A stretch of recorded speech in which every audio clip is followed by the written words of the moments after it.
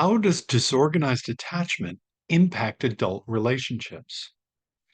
Adults with a disorganized attachment style want to love and they want to be loved. However, they lean on counterproductive reactions and behaviors like not letting anybody get too emotionally close to them, being unwilling or unable to trust other people, feeling overcome by deep shame and a sense of being unworthy of love, expecting rejection and abandonment, and being unpredictable, and also expecting others to be dangerously unreliable and unpredictable. They often choose partners with marked insecure attachment styles and avoid intimacy because it's so triggering.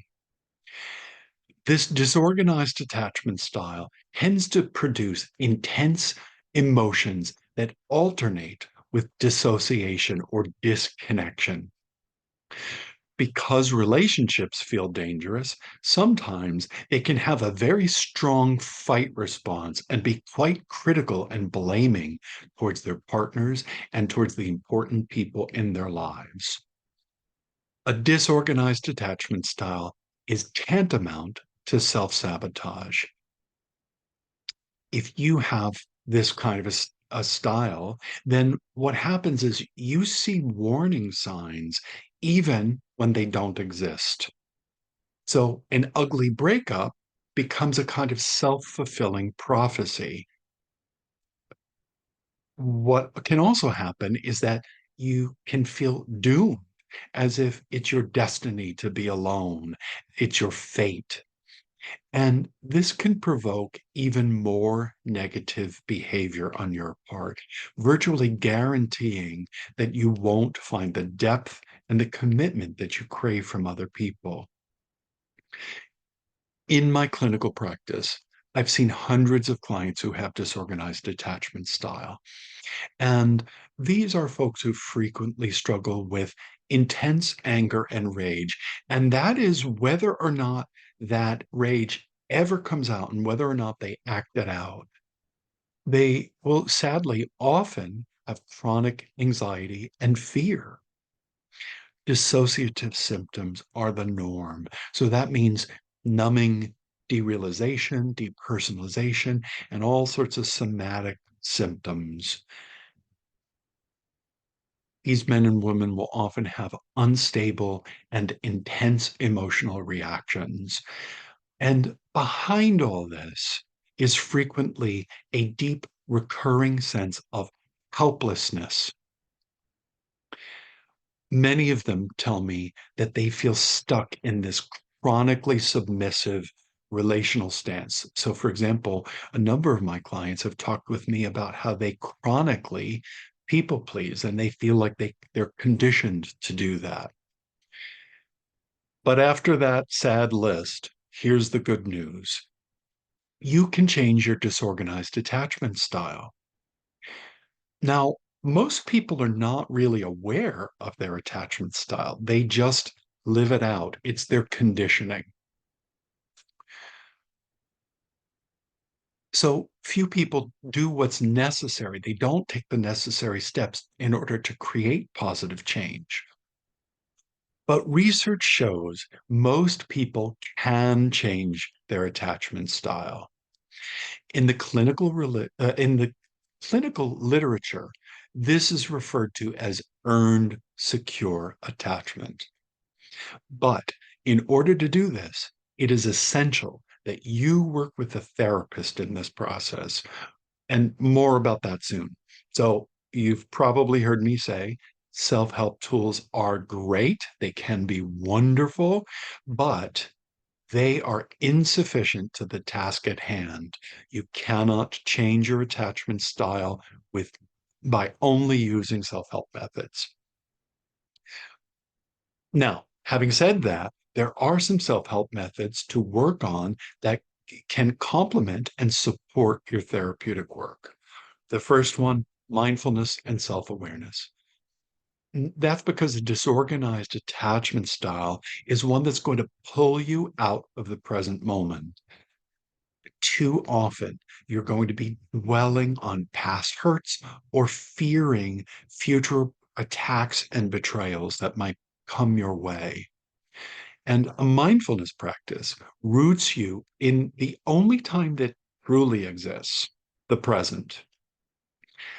In such a state, you become more self aware. You start to be able to identify and honor your own needs. Now, meditation is a time proven path towards mindfulness, but you really want to talk to your therapist or a qualified teacher to get more guidance on how to cultivate this skill. And that's because it's a mistake to think that all meditation is good. The reality is that some forms of meditation used in the wrong way with the wrong person at the wrong time can be deeply triggering and destabilizing. I have seen this a bunch in my practice. Next, you want to develop patience. And that's because changing your attachment style is not an easy task and it is not a quick task. So be very patient with yourself. Practice patience dealing with other people too. Your disorganized attachment style has left you with many triggers in relationships, but you don't have to react. You don't have to be blown about and buffeted about by those triggers. That choice is yours. You can learn to manage them. Self care is very important here. So give yourself the nurturing love that you need, that we all need. This is what's going to help you to prepare to take it in and accept that love from other people. Treat yourself with care and please treat yourself with respect. Create daily routines that are related to wholesome habits like healthy eating, regular deep rest and sleep, and physical exercise and fun. Please talk to a mental health professional. In essence, disorganized attachment arises from being in a parent child relationship that was frightening to you and probably quite neglectful. If you had what I call a high stress or a high threat home life in your family of origin, then it's important to get trauma informed care. If you seek help from a therapist, it's best with someone who has a very strong trauma treatment background. You want to work with someone who is steeped in attachment based trauma treatment approaches if you can find that person. Now, when you do, there are a number of therapeutic tasks that your sessions are going to help you with. And those are things like stopping taking everything so personally, increasing your self worth, practicing being assertive and setting healthy boundaries and asking for what you want from people and from life itself.